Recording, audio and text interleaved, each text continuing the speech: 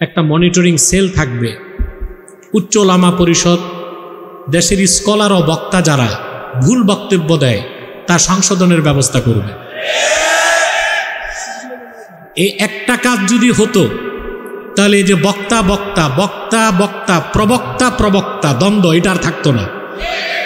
দায়িত্ব নিত ফাউন্ডেশন। কে নিত? হ্যাঁ, দায়িত্ব নিত ফাউন্ডেশন। অর্থাৎ দুইজন বক্তায় দ্বন্দ্ব হয়েছে, ফাউন্ডেশন থেকে চিঠি যাবে আপনারা দুইজন অমুক তারিখে উপস্থিত হন।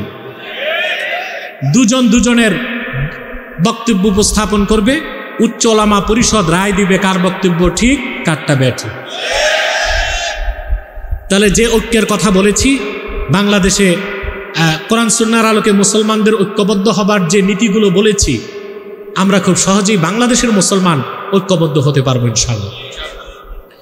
আর ফাউন্ডেশনের ফতোয়া বোর্ড লাগবে অত্যন্ত শক্তিশালী, যেন যে ফতোয়াটা সারা জাতি মেনে নিবে। ওই রকম স্তরের ওই রকম পার্সোনালিটি সম্পন্ন ব্যক্তিদের সমন্বয়ে একটি ফতোয়া বোর্ড হোক, যেখানে সকল মাসলাকের প্রতিনিধি থাকবে। সম্মিলিতভাবে তারা ফতোয়া জারি করবে, সারা দেশ ফতোয়া মেনে নিবে। আপনারা জানেন আরব রাষ্ট্রগুলোতে আওকাফ থাকে। আওকাফের বাইরে যে কোনো আলেম, কোনো বক্তা, স্কলার কিছু করতে পারে না, আওকাফের অধীন থাকে। তা আমাদের দেশে তো আওকাফ নেই, অন্তত ফাউন্ডেশন যদি এই দায়িত্বটা নিত, আমার মনে হয় দেশ ও জাতির জন্য বড় ধরনের খ্যাতমত হতো। কাফেরদের সাথে বাণিজ্যিক চুক্তি হইতে পারে, সামরিক চুক্তি হতে পারে, আমদানি রপ্তানি চুক্তি হতে পারে, কিন্তু কোন মুসলিম জাতিসত্তার সাথে অন্য অমুসলিম জাতিসত্তার ভাতৃপ্রতিম সম্পর্ক হতে পারে না। পারে কিন্তু আমাদের মতিভ্রম ঘটছে। এখনো অনেক দালাল রয়ে গেছে যারা পাশের বাড়ির সাথে আবার আত্মীয়তা করতে চায়। চিনেন আপনারা পাশের বাড়ির শত্রু কারা? আপনারা ভালো করেই চিনেন। কোনদিন তারা আমাদের সাথে বন্ধুসুলভ আচরণ করেছে? দেশ স্বাধীনের 50 বছরে কি না করেছে তারা? বাঁধ নির্মাণ করে পানিতে বঞ্চিত করেছে, লক্ষ লক্ষ বোতল ফ্যান্সিডিল তৈরি করে আমার যুব সমাজকে ধ্বংস করেছে। বাংলাদেশে সহিংসতা সন্ত্রাস সৃষ্টি করেছে। মুসলমান একটা জাতি, মুসলিম জাতির সাথে অমুসলিমদের কোনোদিন বন্ধুত্ব আর ঐক্য হতে পারে না। মুসলমানের ঐক্যের মূল মন্ত্র হচ্ছে ঈমান এবং ইসলাম।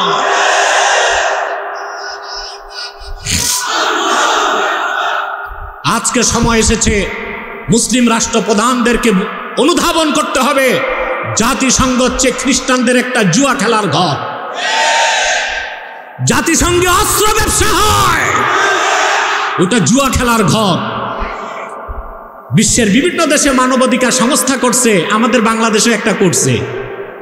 এটার বিরোধিতায় আমি অত্যন্ত সোচ্চার ছিলাম, আপনারা জানেন। কিন্তু আমাদের বাকি বন্ধুদের সহযোগিতা পাই নাই। ওনারা কেউ কেউ যে পার্সেস হয়ে গেছে। তা আমার আর ক্ষমতাই কতটুক, যদ্দূর আল্লাহ দিছেন তদ্দূর করলাম, কিছুটা রেজাল্ট পাইছি। আমরা যেদিন মুসলমানেরা জাতিসংঘের কপালে থুতু নিক্ষেপ করে 57টি মুসলিম রাষ্ট্রে এক হতে পারবো, 200 কোটি মুসলমান থুতু নিক্ষেপ করলে ইহুদিরা ভূমধ্য সাগরে ভেসে যাবে ইনশাআল্লাহ।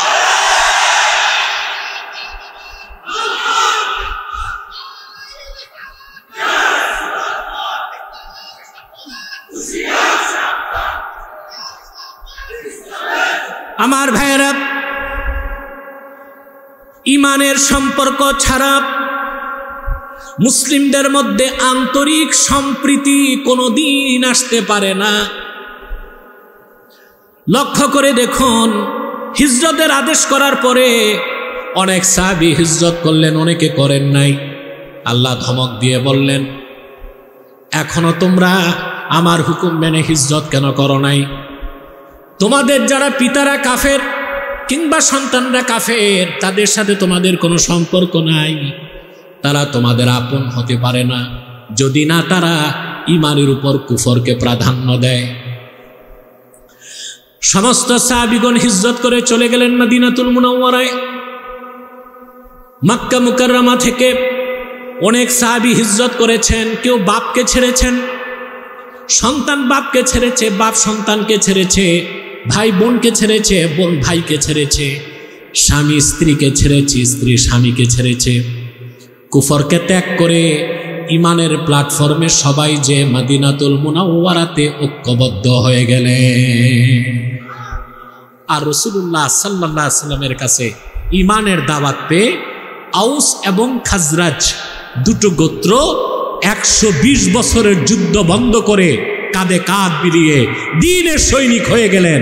যারা বদরে যুদ্ধ করেছেন, অহুদে যুদ্ধ করেছেন, আল্লাহ দ্বীনকে প্রতিষ্ঠার জন্য ইস্পাত কঠিন সীসা ঢালা প্রাচীরের মতো কঠিনভাবে তারা ঐক্যকে ধরে রেখেছিলেন বলে সুবহান। অতএব ইমান আর কোরআন বাদ দিয়া, ইমান ইসলাম কোরআন বাদ দিয়া মুসলমানের ঐক্যের কোনো ব্যবস্থা এই জন্যই তো আপনারা দেখেছেন একটা অভ্যুত্থানের পরও আপনারা জাতি হিসেবে এক হতে পারেন নাই, পেরেছেন? কারণ অভ্যুত্থানটাও ছিল কোরআন সুন্নাহর আদর্শে হয় নাই, আর অভ্যুত্থান পরবর্তী যা কিছু হয়েছে রাসূলুল্লাহর আদর্শের অনুসরণে হয় নাই, কোরআন সুন্নাহর নীতিতে হয় নাই। সেজন্য এখনো রক্ত ঝরছে, এখনো মানুষ মার খাচ্ছে, মানুষের সম্পদ নিরাপদ নয়, মানুষ সুখে শান্তিতে বসবাস করতে পারছে না, অশান্তির আগুনে দগ্ধ হচ্ছে জাতি। যদি বাংলাদেশকে একটি নিরাপদ জনপদে পরিণত করতে হয়, কোরআন ও সুন্নাহর অনুসরণে জাতিকে ঐক্যবদ্ধ হতে হবে, ইমানের ভিত্তিতে দ্বীন প্রতিষ্ঠার স্বার্থে। কিসের ভিত্তিতে? ভিত্তি হবে ইমান, স্বার্থ হবে দ্বীন। ভিত্তি হবে, স্বার্থ হবে। সাহাবায়ে কেরাম রিদওয়ানুল্লাহি তাআলা আলাইহিম আজমাইন ইমানের কারণে ঐক্যবদ্ধ হয়েছিলেন। তারা তাদের পিতা, আত্মীয় স্বজন, স্ত্রী, পরিজন, সন্তান সব কিছুকে ছেড়ে দিয়েছিলেন। আমি ছোট্ট একটা দৃষ্টান্ত দিচ্ছি আপনাদেরকে। মক্কাতুল মুকাররমায় রাসূল করিম সাল্লাল্লাহু আলাইহি ওয়াসাল্লামের সাহাবীগণের মধ্যে সবচেয়ে ধনী সাহাবী ছিলেন হযরতে মুসআব ইবনে উমাইর। কি নাম? মুসআব ইবনে উমাইর রাদিয়াল্লাহু তাআলা জলিলুল কদর সাহাবী। ঈমান আনার আগে তিনি ছিলেন মক্কাতুল মুকাররমায় সবচেয়ে ধনী মানুষ, সবচেয়ে ধনী মানুষ। কত বড় ধনী ছিলেন আসমাউর রিজালের কিতাবে এসেছে। হযরত মুসআব বিন উমাইর রাদিয়াল্লাহু তাআলা আনহু প্রতিদিন দস্তরখানে 70 জন মেহমানকে বসাতেন। কতজন? প্রত্যেক মেহমানকে খাদ্য পরিবেশন করতেন সোনার রূপার বাটিতে। মেহমানদারির পরে মেহমানদেরকে অকাতরে সোনার রূপার বাটিগুলো হাদিয়া করে দিতেন। এ লোকটি মুসলমান হয়ে চলে গেলেন হিজরত করে মদিনাতুল মুনাওয়ারায়। বদর যুদ্ধে তিনি আল্লাহর হাবিবের সঙ্গে ছিলেন। তারই আপন ভাই ছিল আমের ইবনে উমাইর। বদর যুদ্ধে সে ছিল কাফের। বদর যুদ্ধে কাফেররা পরাজিত হবার পরে আমের বিন উমাইর তিনিও বন্দী হয়ে গেলেন। চতুর আমের বিন উমাইর সাহাবায়ে কেরামকে বললেন, সাহাবীরা, আমি রাসূলুল্লাহর বিশিষ্ট সাহাবী মুসআব বিন উমাইরের আপন ভাই। পরিচয়টা পেয়ে সাহাবায়ে কেরাম আমের বিন উমাইরের হাতের বাঁধন ঢিলা করে দিলেন। সকালবেলা সাহাবায়ে কেরাম মুসআব বিন উমাইরকে বললেন, মুসআব, শুধুমাত্র আপনার আপন ভাই পরিচয় পেয়ে আমের বিন উমাইরের হাতের বাঁধন আমরা ঢিলা করে দিয়েছি। রাসূলুল্লাহর সাহাবী মুসআব বিন উমাইর বললেন, কাবার মালিক আল্লাহর কসম, সাহাবীরা শুনে রাখো, বদর যুদ্ধে আল্লাহ রসুলের বিরুদ্ধে যে তরবারি হাতে নিয়েছে ওই রকম কুলাঙ্গার আমার ভাই হতে পারে না। শক্ত করে বাঁধো। আর তার মায়ের প্রচুর টাকা, মনে মনে নিজেরও মা, কিন্তু মা তো কাফের, বলে তার মায়ের প্রচুর টাকা, মুক্তিপণ নিয়ে তাকে মুক্ত করো। সাহাবায়ে কেরামের সম্প্রীতি, ঐক্য, ভালোবাসার মূল মানদণ্ড তাদের কাছে ছিল ঈমান এবং ইসলাম। এর বাইরে যে তারা কোনো সম্প্রীতি, সদ্ভাব, বন্ধুত্ব, ভ্রাতৃত্ব, ঐক্যের কোনো চিন্তা করতেন না। আমরাও যদি উম্মতে মুসলিমা ঐক্যবদ্ধ হতে চাই, রাসূলুল্লাহ সাল্লাল্লাহু আলাইহি ওয়াসাল্লামের সুমহান সাহাবীদের আদর্শের অনুসরণ করতে হবে, ঠিক কিনা? আমাদের মধ্যে অনেকে ঐক্য হতে চায়, ঐক্য করতে চায়, ভাবসাব এইরকম যে ঐক্য করতে করতে হিন্দু, বৌদ্ধ, খ্রিস্টান ঐক্য পরিষদের সাথে ঐক্য করা শুরু করে দিচ্ছে। কষ্ট পাবেন না আমার কথায়। ইসলামের শত্রু, আল্লাহর শত্রু, রাসূলুল্লাহর শত্রু যারা, তাদের সাথে আমাদের আচরণ ভালো হইতে পারে, সহাবস্থান হতে পারে, অধিকার দিতে পারি, মানবিক সাহায্য করতে পারি, কিন্তু তাদের সাথে আমাদের বন্ধুত্বের কোনো চুক্তি সম্পর্ক হতে পারে না। আরে আমরা এগুলো করি। আমরা অতি মানবতাবাদী, অতি উদার, প্রশস্ত হৃদয়ের পরিচয় দিতে যে হিন্দু, বৌদ্ধ, খ্রিস্টানদের সাথে একই পাতে খাওয়া দাওয়া শুরু করে দিছি।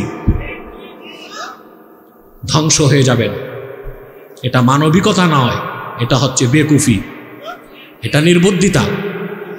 তাদের সাথে সহাবস্থান চলবে, মানবিক সাহায্য করা যাবে, তাদের অধিকার যতটুক ন্যায্য ততটুক দেওয়া যাবে, কিন্তু তাদের সাথে বন্ধুত্বের কোনো সম্পর্ক হতে পারে না।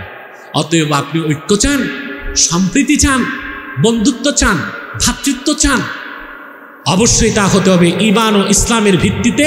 হাবলুল্লাহিল মাতিন, এই কোরআনকে আঁকড়ে ধরে, ঠিক কিনা বলেন? আমার ভাইয়েরা, আমি আরেকটা দৃষ্টান্ত দিচ্ছি। হুনাইনের যুদ্ধে রাসূলুল্লাহ সাল্লাল্লাহু আলাইহি সাল্লাম গনিমতের মাল ভাগ করতে লাগলেন। হুনাইন যুদ্ধে আল্লাহর হুকুমে আল্লাহর রাসূল সাল্লাল্লাহু আলাইহি ওয়াসাল্লাম মুহাজির সাহাবীদেরকে একটু বেশি গনিমতের মাল দিয়েছেন। দেখা গেল কিছু কিছু আনসার সাহাবী বেজার হয়ে গেছেন।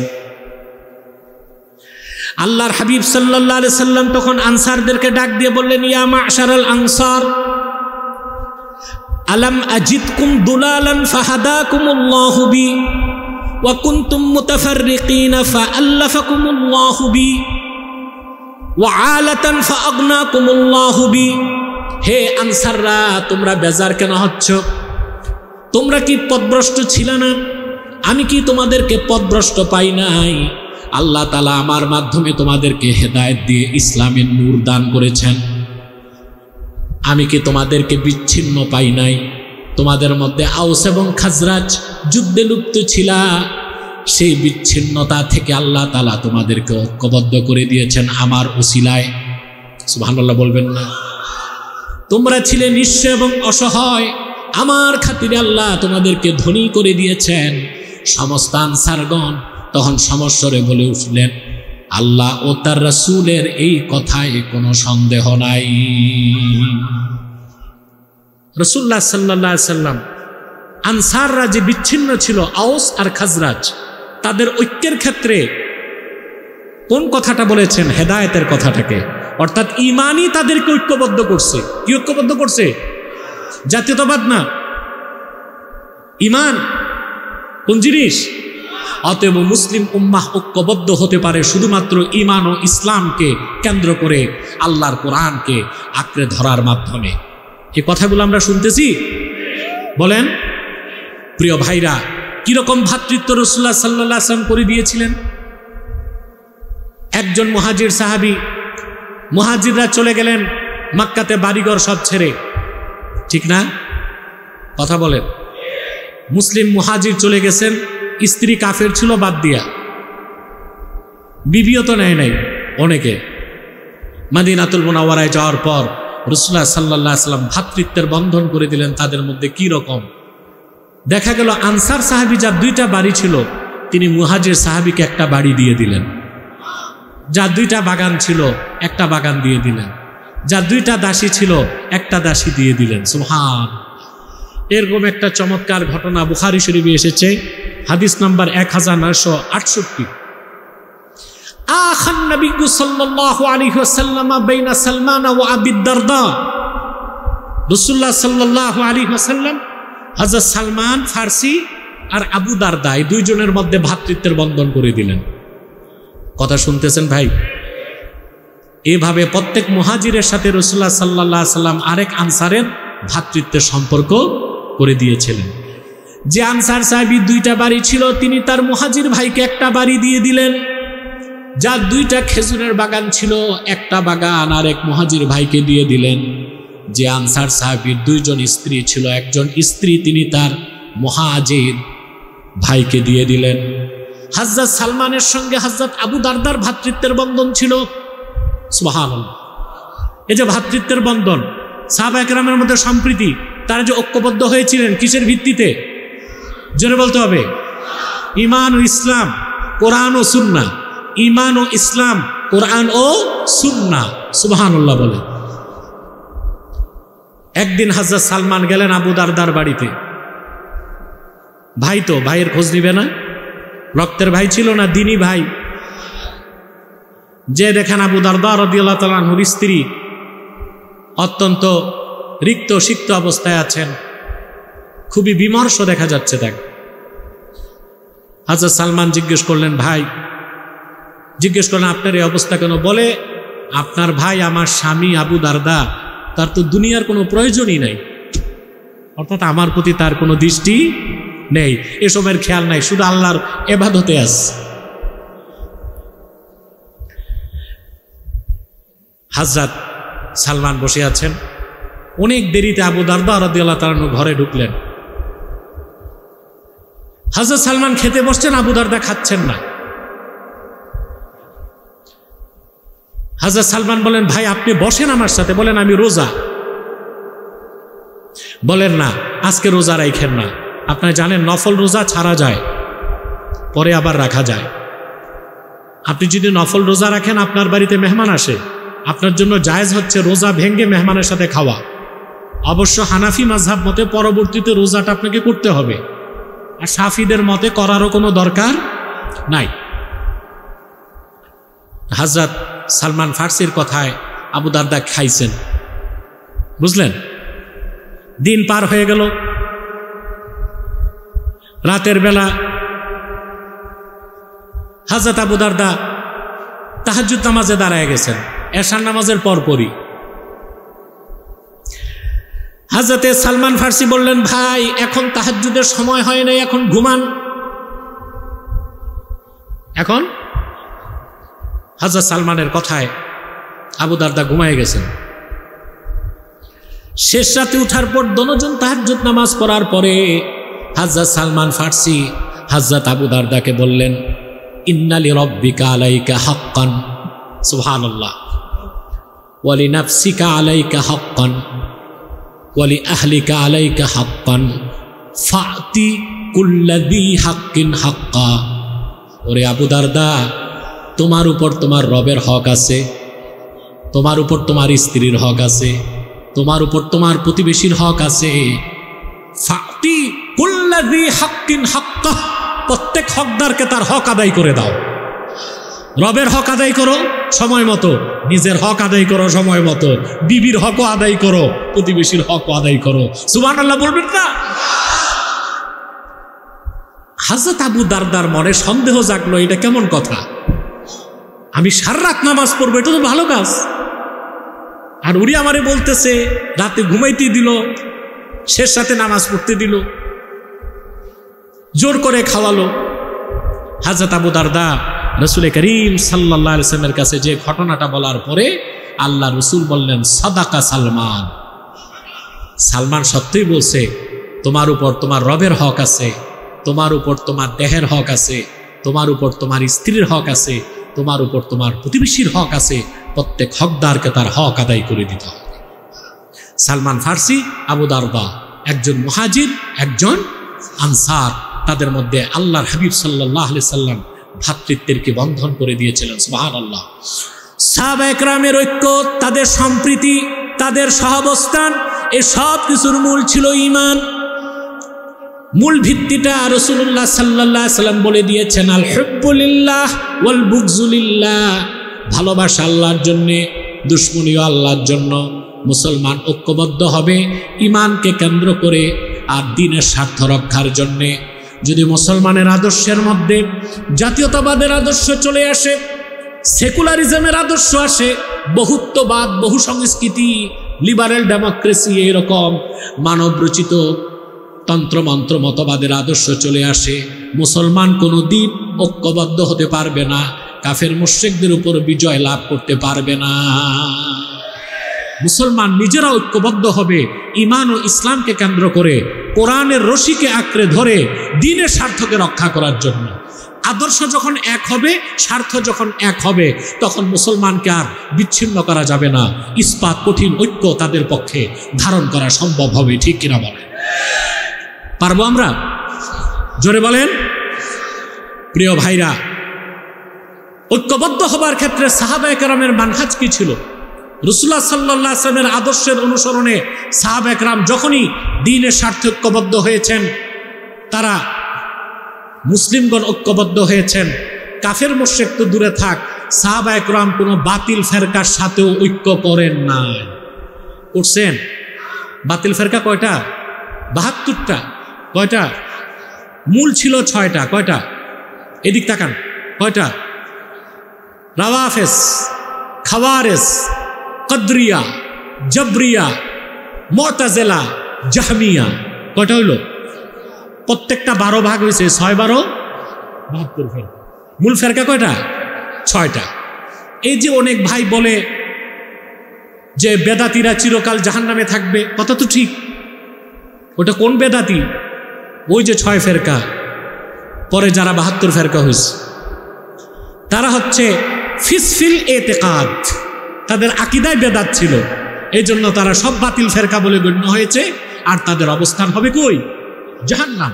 কিন্তু মুসলমানদের মধ্যে মাসলাকগত যে দ্বন্দ্ব আছে, এখানে বেদাতে সাইয়্যা কিংবা ফিসফিল এতেকাদ, আকীদাগত বেদাত খোঁজার কোনো দরকার নাই। মাসলাক মানেই হচ্ছে হকপন্থী, ফেরকা মানেই হচ্ছে বাতিলপন্থী। কোনো বাতিলপন্থীদের সাথে, কোনো ফেরকার সাথে মুসলমান ঐক্যবদ্ধ হইতে পারে না। মাসলাকগুলো ঐক্যবদ্ধ হইতে পারে, ফেরকাগুলোর সাথে এক হইতে পারে না। ফেরকা কয়টা? জোরে বলেন। ৬টা হয়েছে। কয়টা? ৭২টা। ৭২টা ফেরকা। মনে কষ্ট নেবেন না, বাংলাদেশে ৭২ ফেরকার লোকই আছে। এই জন্য এই দেশের মানুষকে এক করা খুব কঠিন। এক করা খুব, এখানে কাফের মুশরিক বেঈমানরা তো আছে, সাথে ৭২ ফেরকার মানুষও আছে। আমি একটি হাদিস শোনাচ্ছি আপনাদেরকে। হাদিসটি ও আখরাজ আবু দাউদ ফি সুনানিহি মিন হাদিস মুআওিয়া ইবনে আবি সুফিয়ান আনিন নবী সাল্লাল্লাহু আলাইহি ওয়াসাল্লাম। হযরত মুআবিয়া ইবনে আবি সুফিয়ান থেকে হাদিসটি ইমাম আবু দাউদ তার সুনানে উল্লেখ করেছেন। قال ألا إن من قبلكم من أهل الكتاب افترقوا على 72 ملة وإن هذه الملة ستفترق على 73 72 في النار وواحدة في الجنة। রাসূলুল্লাহ সাল্লাল্লাহু আলাইহি ওয়াসাল্লাম ইরশাদ করেছেন, তোমাদের পূর্বে যারা ছিল, বনি ইসরাইল বিশেষ করে, বুঝলেন? ওটা অন্য রেওয়ায়েতে আসছে, তারা ৭২টা ফেরকায় বিভক্ত হয়েছিল। কটা ফেরকায়? অন্য রেওয়ায়েতে এসেছে মুসা নবীর সময় বনি ইসরাইল ৭১ ফেরকায় ভাগ হয়েছে, ঈসা নবীর সময় ৭২ ফেরকায় ভাগ হয়েছে। আল্লাহর হাবিব বলেছেন, আমার উম্মত ৭৩ ফেরকায় বিভক্ত হবে, ৭২টাই জাহান্নামে যাবে, একটা ফেরকা জান্নাতে যাবে। ওই ফেরকাটার নাম আহলুস সুন্নাহ ওয়াল জামাআহ। তাদের নাম কি? আহলুস সুন্নাহ ওয়াল জামাআহ। আহলুস সুন্নাহ, সুন্নাহ কি? আম্মা সুন্নাতু ফাহিয়া মা সান্না রাসূলুল্লাহ সাল্লাল্লাহু আলাইহি ওয়াসাল্লাম ওয়াল জামাআতু মাত্তাফাকা আলাইহি সাহাবা। রাসূলুল্লাহ সাল্লাল্লাহু আলাইহি ওয়াসাল্লাম নীতি হিসেবে যেটা নির্ধারণ করেছেন, ওইটাই হচ্ছে সুন্নাত। আর রাসূলুল্লাহ সাল্লাল্লাহু আলাইহি ওয়াসাল্লামের নীতির অনুসরণে যেই বিষয়ে সাহাবায়ে কেরাম একমত হয়েছে, ওটা হচ্ছে জামাত। ওটা কি? এটার অনুসরণীয় হচ্ছে আহলুস সুন্নাহ ওয়াল জামাত। তাহলে আহলুস সুন্নাহ ওয়াল জামাতের মধ্যে মাসলাকগত দ্বন্দ্ব থাকতে পারে, কারো টুপি গোল, কারো লম্বা, কেউ মিলাদ শরীফে দাঁড়ায় সালাম পড়বে, কেউ দাঁড়ায় সালাম পড়াটাকে ফরজ ওয়াজিব মনে করলো না, বসে থাকলো। এগুলো হচ্ছে মাসলাকগত দ্বন্দ্ব। এগুলোকে আমরা ফেরকাগত দ্বন্দ্বের মতো মনে করি বাংলাদেশে। সেজন্য একজন একজনের দিকে তাকায় না, একজন একজনের সালাম নেয় না, ঠিক কিনা বলে? একজন মাহফিলে আসলে আরেক মাসলাকের লোক ওয়াজ শুনতে যায় না। যে সম্পর্কটা হবে বাতিল ফেরকার সাথে, আমরা সেই রকম উৎকট উদ্ভট বিষ বাষ্প ছড়ায় দিচ্ছি নিজেরা মাসলাকগত দ্বন্দ্ব করে। এটা আমাদের ভবিষ্যৎকে অন্ধকার করবে এবং কাফের মুশরিকদেরকে তাদের স্বার্থ হাসিল করার জন্য বাংলাদেশে একটা বড় ধরনের সুযোগ করে দিবে। মাসলাক আমারটা আমার থাক, তোমারটা তোমার থাক। এখন তুমি যখন ফতুয়া দিবা আমাকে বেদাতি, আমি তো তখন তোমার দাঁত গণব, ঠিক কিনা? সূত্রপাত তো এখানে। এখন একজন বলবে আপনার টুপি এটা কি সুন্নত নাকি? তা আমি যদি প্রশ্ন করি শুধু টুপি পরা সুন্নতে রসুল, একটা দলিল দেখাও। শুধু টুপি পরাই তো সুন্নত না, সুন্নতে সাহাবা। অবশ্যই সুন্নতে রাসূল হবে তখন যখন টুপির সাথে পাগড়ি থাকবে। গোড়ায় খবর নাই, কিন্তু এখানে ফতোয়া দেখতেছে আপনার তো করলি ঠিক নাই, আপনারটা বেশি ওসা, তারটা আরো খাটো। ভাই, টুপি জুব্বা কুর্তা নিয়ে ঝগড়া করতে করতে বিজাতি যখন সুযোগ নিবে, কল্লাই তো থাকবে না, তো টুপি লাগাবা কোন? শুধুমাত্র কাফের মুশরিকদের তাসাব্বুহ বা সাদৃশ্য হয় এই রকম টুপি লাগানো যাবে না। ওরফে যেটাকে টুপি মনে করা হয় সেটা পড়লে সোয়াব পেয়ে যাবে। কথাটা বুঝেন নাই? আবার ভুল বুঝেন না যে আমি বলছি টুপি পরা সুন্নত না, সুন্নতে রাসূল না, শুধু টুপি পরা সুন্নতে সাহাবা। শুধু টুপি পরা রাসূলুল্লাহ সাল্লাল্লাহু আলাইহি ওয়াসাল্লামের সুন্নত হবে তখন যখন টুপির সাথে কি থাকবে? পাগড়ি থাকবে। কথাটা বুঝতেছেন ভাই? প্রিয় ভাইরা, ৭২টা ফেরকা, তাদের কারো সাথে আমাদের কোনো ঐক্য হতে বলেন পারে না। সেজন্য ইসলামের ইতিহাস আমাদেরকে প্রমাণ দেয়। ক্রুসেড যুদ্ধের সময়, ক্রুসেড যুদ্ধ হয়েছে ৭ বার। কয়বার? এই ৭বার ক্রুসেড যুদ্ধে, শত শত বছরের যুদ্ধে সব সময় মুসলমানদের সাথে ইহুদি খ্রিস্টানদের সাথে ঐক্য করেছিল শিয়া সম্প্রদায়, আর মুসলমানদের বিরোধিতা করেছিল। হযরত আলী রাদিয়াল্লাহু তাআলা আনহুর জামানায় দ্বন্দ্ব হয় নাই? হযরত আলীর দ্বন্দ্ব ছিল খারিজিদের সাথে। কাদের সাথে? খারিজিদের অবস্থান ছিল ইরাকের হারুরাতে। কোথায়? খারিজিদেরকে বুঝাতে হযরত আলী 3 বার পাঠালেন হযরত ইবনে আব্বাসকে। কতবার? 3 বার। 3 বার তারা বুঝল না। পরিশেষে হযরত আলী তাদের বিরুদ্ধে যুদ্ধ করেছেন। 12,000 খারিজির মধ্যে 8,000 যুদ্ধে নিহত হয়েছে, 4,000 পরাজিত হয়ে পালায়ে গেছে। প্রশ্ন হলো কেন? খারিজিরা তো নামাজ পড়তো 5 ওয়াক্ত। ইবনু মাজার হাদিসে এসেছে আল্লাহর হাবিব সাবধান করে গেছেন সাহাবায়ে কেরামকে, এমন একটা কওম বা দল বের হবে যাদের নামাজ দেখলে তোমাদের নামাজকে তুচ্ছ মনে হবে, যাদের রোজা দেখলে তোমাদের রোজাকে তুচ্ছ মনে হবে। ইয়াকরাউনাল কোরআন, যারা কোরআন পড়বে কিন্তু কোরআন তাদের কণ্ঠলানির নিচে নামবে না। এই খারিজিদের সাথে হযরত আলী যুদ্ধ করলেন। 8,000 খারিজি যুদ্ধে নিহত হলো, 4,000 খারিজি চতুর্দিক পালায় গেল। কেন? হযরত আলী কি ঐক্য করতে পারতেন না? কথা বলেন, কেন করলেন না? বাতিল ফেরকা কি? অথবা এখনো যারা সুন্নি আর শিয়া ঐক্য করতে চায় তাদের মানহাজ ভুল, তাদের কনসেপ্ট ভুল। কোনোদিন শিয়াদের সাথে আহলুস সুন্নাহ ওয়াল জামাত ঐক্য করতে পারে না। সেই ঐক্য হতে পারে বাণিজ্যিক, হতে পারে সামরিক, হতে পারে আমদানি রপ্তানি, হতে পারে অন্যরকম, কিন্তু ভ্রাতৃত্ব কিংবা কোনো সংস্থা কিংবা কোনো ঐক্যবদ্ধ প্ল্যাটফর্মে আহলুস সুন্নাহ ওয়াল জামাত কোনো বাতিল ফেরকাকে নিতে পারে? আহলুত তাশাইয়ুদের ব্যাপারে একটু সাবধান করে দিচ্ছে আপনাদের। শিয়া সম্প্রদায় এর ইসনা আশারিয়া বা 12টা সম্প্রদায় তারা, কিন্তু মূল 2 ভাগ, একটা আহলুত তাশাইয়্যু কুবরা আর একটা আহলুত তাশাইয়্যু সুগরা। একদল হচ্ছে ছোট শিয়া, আরেক দল হচ্ছে বড় শিয়া। যারা ছোট শিয়া, যারা সাহাবা একরামকে গালিগালাজ করে না, কোরআনকে আমাদের মতোই বিশ্বাস করে, শুধু হযরত আলীর ফজিলত বেশি বলে, তাদের ক্ষেত্রে আমরা বলি তারা বেদাতি। কিন্তু আহলুত তাশাইয়ুক কুবরা, তাদের বিশ্বাস হচ্ছে সাহাবা একরাম কোরআনের মধ্যে পরিবর্তন করছেন, আমরা তাদেরকে মুসলমান মনে করি না।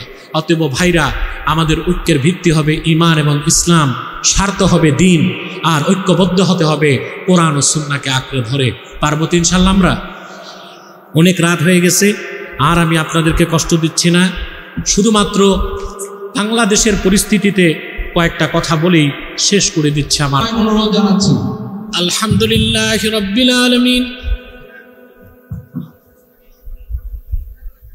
হ্যাঁ, আমিও ফাউন্ডেশন বলতেছে সাউন্ড সিস্টেম ভালো লাগবে, তো এটাও লিখে রাখেন।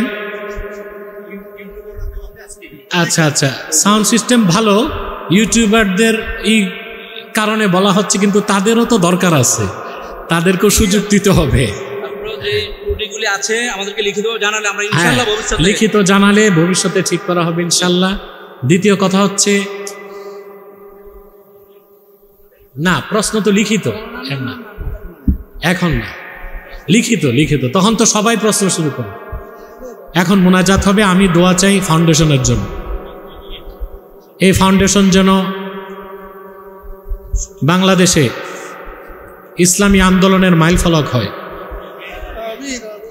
ফাউন্ডেশন ইচ্ছে করলে অনেক কাজ করতে পারে, সেই সুযোগ যদি সরকার তাদেরকে দেয়।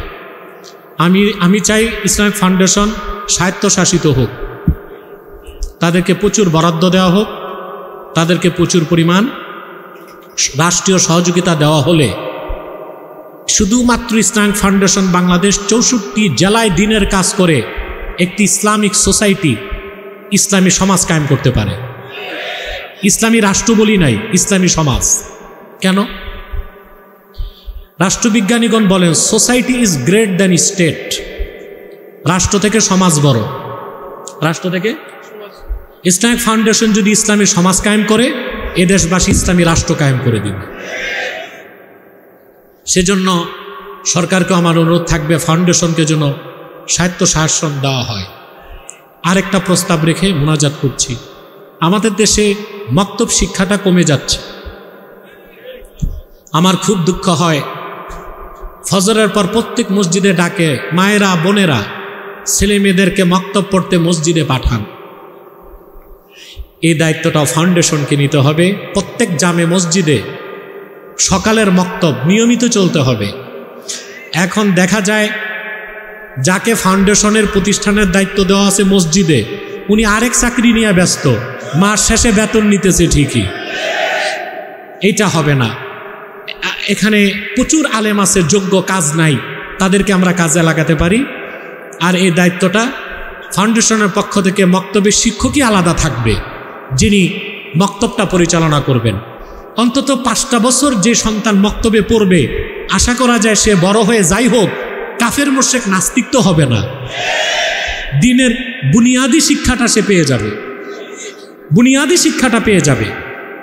আমাদের দেশে দেখেন না, অনেক সরকারি কর্মকর্তা নামাজ রোজা করে, জীবনও মাদ্রাসায় যেন যে মক্তব পড়ছে। আর সবচেয়ে বড় খেদমত হচ্ছে পীর মাশায়েখ আল্লাহওয়ালা হক্কানি আলেমদের মাহফিলে যে দিন শিখছে।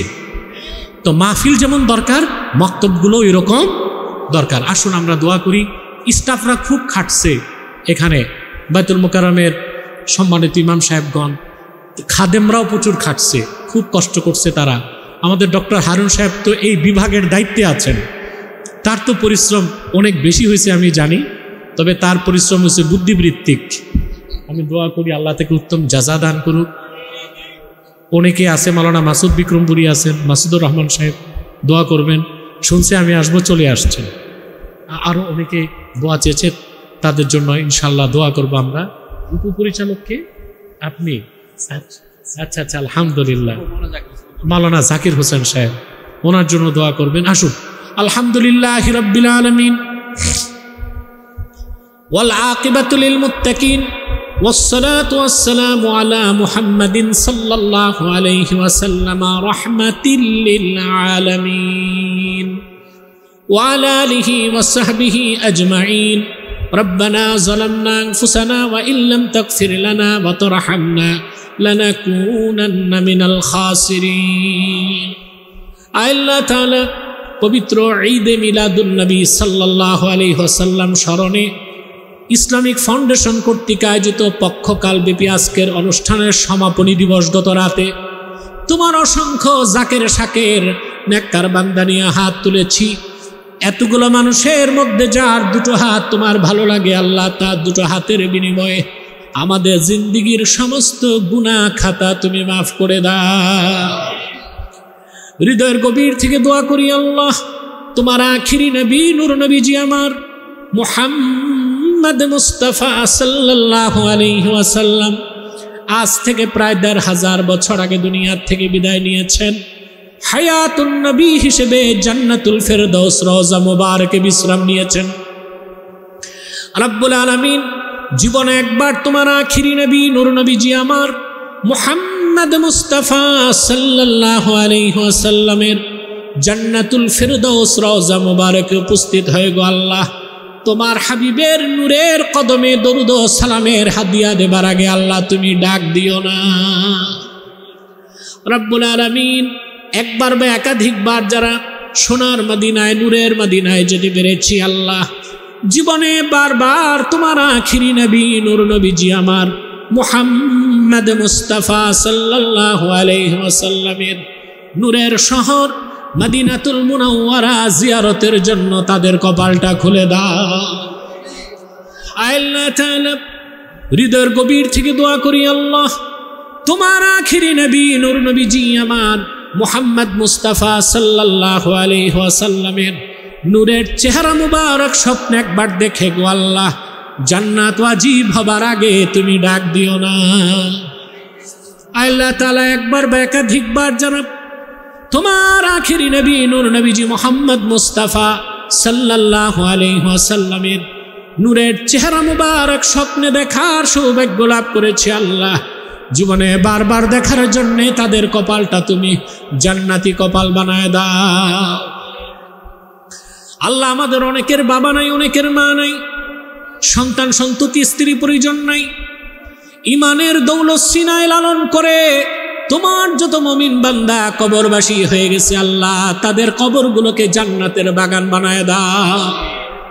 আল্লাহ মুমিন মুসলমানদের কবরগুলোকে জান্নাতের গুলিস্তান বানায় দাও। আল্লাহ আমাদের মুশকিলাতকে আসান করে দাও, নেক হাজাত ও চাহাতকে কবুল করে নাও। পাহাড় সমান গুনার বোঝা নিয়ে হাত তুলেছি মাবুদ, জানি না ক্ষমা পেয়েছি কিনা।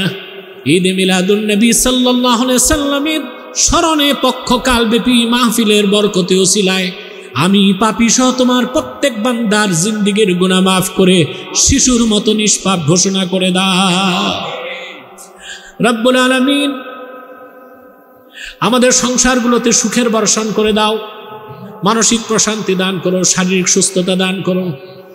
যুবক ভাই যারা হাত তুলেছে, কলিজার টুকরা যুবক ভাইগুলোকে আল্লাহ তোমার হাতে সঁপে দিলাম, তাদের প্রত্যেককে খাঁটি ইমানদার বানায় দাও, সহিহ আকীদার ধারক বানায় দাও, আহলুস সুন্নাহ জামাতের অনুসারী বানায় দাও, খাতমে নবুয়ত আন্দোলনের সৈনিক বানায় দাও, 5 ওয়াক্ত নামাজি বানায় দাও।